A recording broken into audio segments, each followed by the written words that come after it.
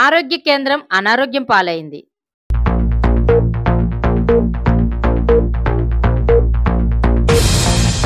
వైద్యాధికారుల నిర్లక్ష్యం, అశ్రద్ధ, అంకితభావం లేకపోవడం ఆసుపత్రి దుస్థితికి కారణం.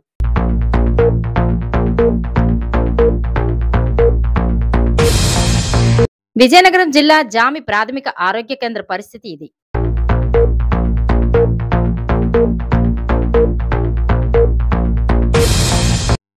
ఈ ఆరోగ్య కేంద్రం ఎంత అధ్వానంగా తయారైందంటే రోగులకు అందని వైద్య సేవలు, సమయపాలన పాటించిన సిబ్బంది, పిచ్చి మొక్కలతో నిండిన ప్రసూతి గది, శిథిలావస్థలో ఉన్న ఆసుపత్రి భవనాలు.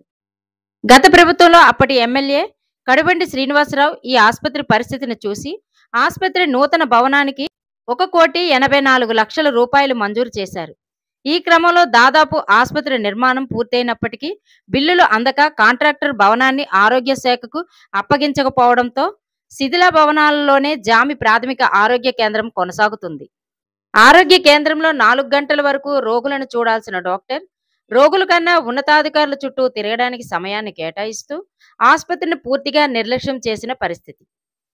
ప్రజా ఆరోగ్యానికి పెద్దపీట వేస్తామని చెప్పుకునే ప్రభుత్వాలు ప్రజా వైద్యాన్ని నిర్లక్ష్యం చేస్తున్న ఇలాంటి వైద్యులు, వైద్య సిబ్బందిపై ఎటువంటి చర్యలు తీసుకుంటారో చూడాలి మరి.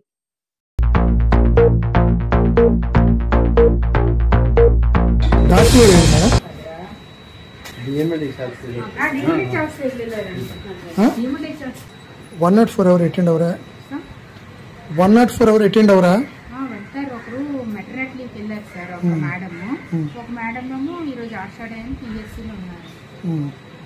మరి ఎవరు వెళ్ళక్కర్లేదా? డాక్టర్స్ వెళ్ళక్కర్లేదా 104కి?